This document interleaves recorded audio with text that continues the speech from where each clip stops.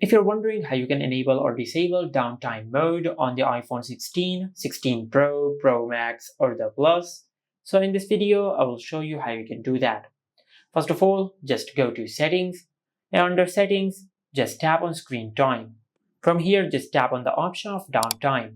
If you cannot find the option of Downtime, just tap on App and Website Activity and select Turn on App and Website Activity. Now after you do that, you will find the option of Downtime Mode. Just tap on it. Now if you want to turn on downtime manually, just tap on Turn on Downtime. Select OK. Now after you do that, you will enable downtime mode. But if you want to set a schedule for your iPhone to automatically enable or disable downtime mode, just enable the toggle for schedule.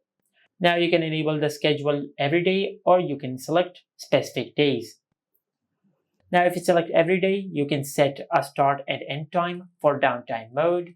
Now from here, just set the start time. For an example, I will set the start time to this, then tap on 2 and set the end time like this.